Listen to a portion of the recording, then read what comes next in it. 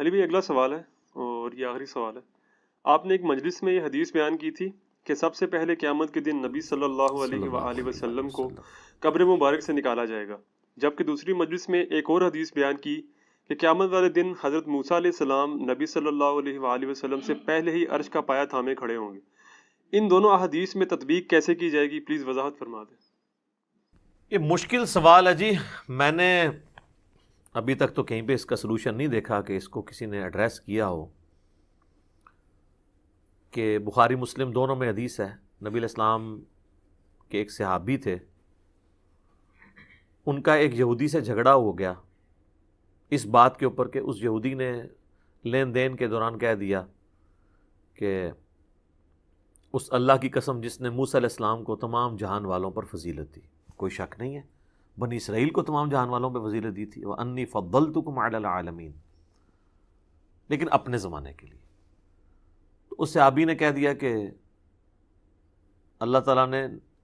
نبی صلی اللہ علیہ وآلہ وسلم کو تمام جہان والوں پہ فضیلت دی ہے، وہ بھی اپنی جگہ درست تھا۔ وہ تھوڑی سی تلخ کلامی ہوئی تو اس صحابی نے تھپڑ رسید کر دیا یہودی کے، وہ شکایت لے کے حضور علیہ السلام کے پاس آ گیا کہ یہ آپ کے صحابی نے میرے ساتھ یہ کیا ہے۔ تو نبی علیہ السلام نے ان کو پھر ڈانٹا اور آپ فرمائے مجھے کسی نبی پہ اس طریقے سے فضیلت نہ دو کہ کسی کی تنقیص کرنا مقصد ہو، اور پھر الفاظ ہیں مجھے یونس پہ بھی فضیلت مت دو جن پہ اللہ کا عطاب بھی تھا۔ پھر دعا مانگی انہوں نے، لا الہ الا انت سبحانک انی کنت من الظالمین، سورہ انبیاء میں آیا، سورہ الصافات میں آیا۔ اگر یونس ان الفاظ سے ہمیں نہ پکارتے تو پھر جس دن مردے نکلیں گے نا قبروں سے، اسی دن ہی پھر مچھلی کے پیٹ سے نکلتے۔ یہ تو اللہ نے ان کو معاف کیا، گناہ نہیں ہم کہیں گے لغزش کے اوپر یا اجتہادی خطا۔ تو پھر آپ علیہ السلام نے فرمایا کہ تم نے موسیٰ کے بارے میں بات کی ہے، تو موسیٰ علیہ السلام کی ایک جزوی فضیلت آپ نے بیان فرمائی۔ آپ نے فرمایا کہ قیامت والے دن جب مجھے اٹھایا جائے گا نا تو میں دیکھوں گا کہ موسیٰ علیہ السلام مجھ سے پہلے ہی اللہ کے عرش کا پایہ تھامے ہوئے کھڑے ہیں۔ مجھے نہیں پتا کہ ان پہ قیامت کی بے ہوشی طاری نہیں ہوئی،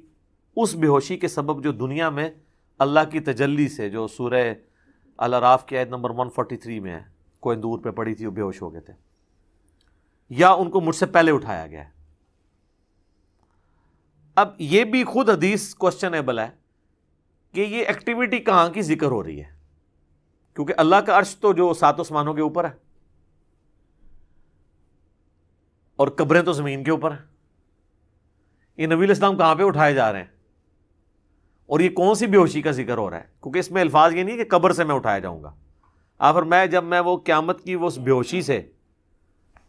اب اس کا مطلب قیامت کی کوئی بے ہوشی اس طرح کی ہے۔ قرآن میں تو ہمیں 2 قسم کے سوروں کا ذکر ملتا ہے، جو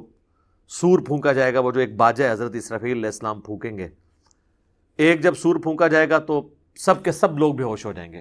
سورہ الزمر کے اینڈ پہ جا کے آتا ہے نا اس کا ذکر کہ جب سور پھونکا جائے گا، سورت نمبر ہے 39، اس کے بالکل اینڈ پہ 68 نمبر آیت ہے۔ وَنُفِخَ فِي الصُّورِ، جب سور میں پھونکا جائے گا، فَصَعِقَ مَن فِي السَّمَاوَاتِ وَمَن فِي الْأَرْضِ، ہر کوئی بے ہوش ہو جائے گا جو آسمانوں اور زمین میں، إِلَّا مَن شَاءَ اللَّهُ، ہاں مگر جسے اللہ چاہے۔ اس پہ کہتے ہیں، بعض کہتے ہیں کہ فرشتے شاید اس سے آزاد ہوں،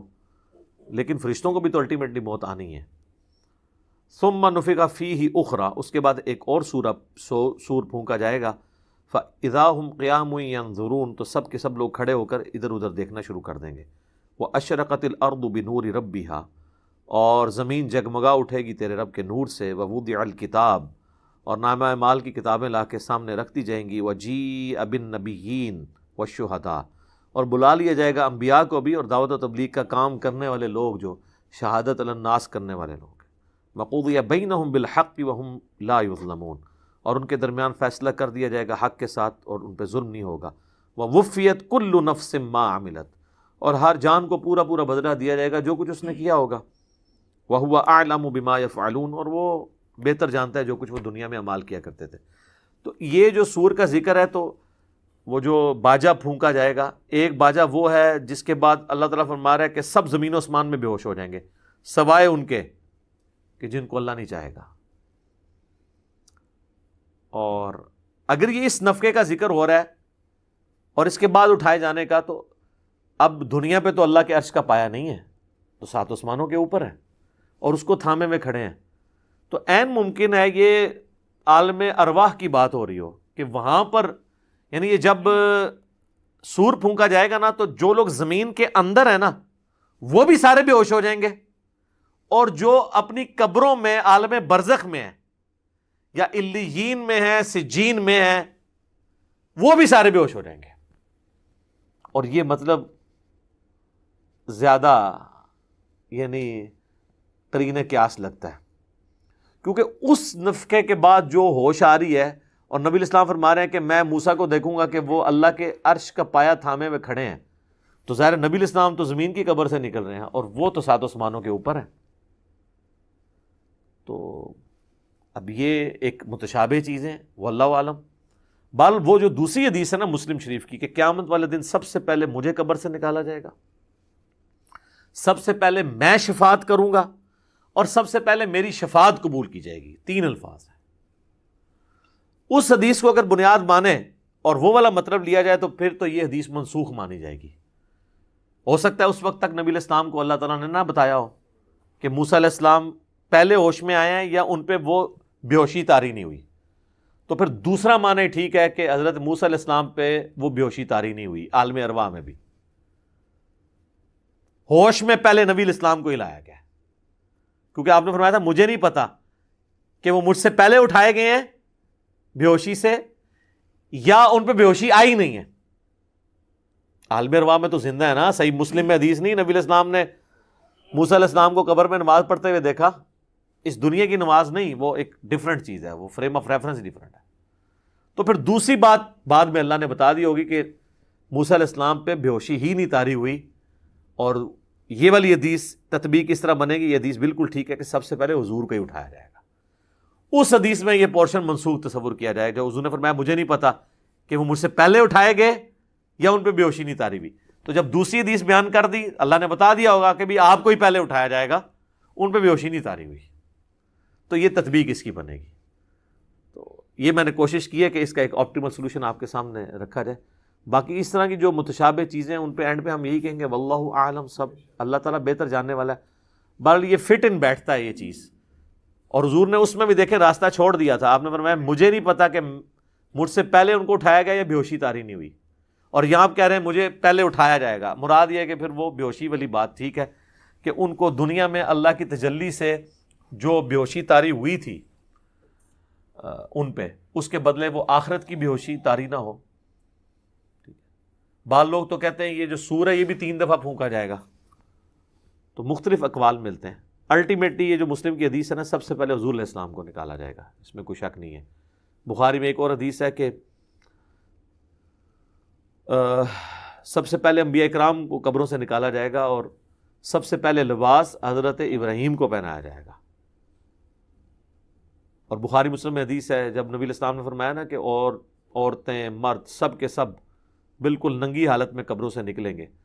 تو سیدہ عائشہ نے کہا کہ یا رسول اللہ بالکل ننگے ہوں گے تو وہ ایک دوسرے کو دیکھ رہے ہوں گے، تو حضور نے فرمایا عائشہ وہ دن ہی بہت سخت ہے، وہ اس سے زیادہ سخت ہے کہ کوئی یہ دیکھنا شروع کر دے، اوتے بھائی جی ہاتھ پیر پہ ہونے نے، ٹھیک ہے نا جی، اللہ معافی دے۔ بخاری مسلم میں حدیث ہے کوئی اپنے گھٹنوں تک پسینے میں ڈبکیاں کھا رہا ہوگا، کوئی جو ہے وہ اپنے سینے تک، اور کوئی سر تک، ٹھیک ہے نا۔ ادھر تو حالت ہی کوئی نہیں ہونی، ادھر ہاتھ پاؤں پڑ جاتے ہیں، اور ادھر بھی آپ یہ دیکھ سکتے ہیں کہیں پہ خود کش حملہ ہو جائے، کہیں پہ بم پھٹ جائے، تو وہاں کسی کو اس چیز کی ہوش ہوتی ہے؟ کس طرح جسم کے لوتھڑے سب لوگ اپنے چکروں میں۔ آپ کبھی یہ فوجیوں سے پوچھیں، اسی لیے آپ دیکھیں جن لوگوں کی فوجیوں کی ڈیوٹیاں بارڈرز پہ لگی ہوئی ہیں نا، وہ آپ ان کا ایمان کا لیول بھی دیکھیں کیا ہوتا ہے۔ آئے دن وہ لاشیں اٹھاتے ہیں، اور وہ دنیا کی بے ثباتی ان کے اوپر کافی اثر کر گئی ہوتی ہے۔ یہاں جو وائی فائی استعمال کرتے ہیں یا ایئر کنڈیشن کمروں میں بیٹھتے ہیں ان کا تو مسئلہ ڈیفرنٹ ہے، لیکن جو بیچارے ہر وقت لاشیں اپنے بھائیوں کی اٹھا رہے ہوتے ہیں نا، وہ واقعی دنیا کی بے ثباتی ان کے اندر آئی ہوتی ہے، تو وہ ان چیزوں سے بہت زیادہ یعنی بلند ہو چکے ہوتے ہیں کہ وہ ان چیزوں کی طرف توجہ کر رہے ہیں۔ اس وقت تو ہوش ہی کوئی نہیں ہوتی، تو بس ویسے لگ رہا ہوتا ہے نا کہ ایسے ہو جائے گا، سر اس وقت کی سختی جو ہے وہ اللہم حاسبنی حسابا یسیرا، اللہم اجرنا من النار، اللہم انی اعوذ بک من عذاب جہنم، آمین۔ ٹھیک ہوگا جی، اللہ تعالیٰ سے دعا ہے جو حق بات میں نے کہی اللہ تعالیٰ ہمارے دلوں میں راسخ فرمائے۔ اگر جذبات میں میرے منہ سے کوئی غلط بات نکل گئی تو اللہ تعالیٰ ہمارے دلوں ہی سے محو کر دے، ہمیں معاف بھی فرما دے، ہمیں کتاب و سنت کی تعلیمات پر عمل کر کے دوسرے بھائیوں تک پہنچانے کی توفیق عطا فرمائے۔ سبحانک اللہم و بحمدک، اشہد ان لا الہ الا انت، استغفرک و اتوب الیک، وما علینا الا البلاغ المبین۔ جزاکم اللہ خیرا۔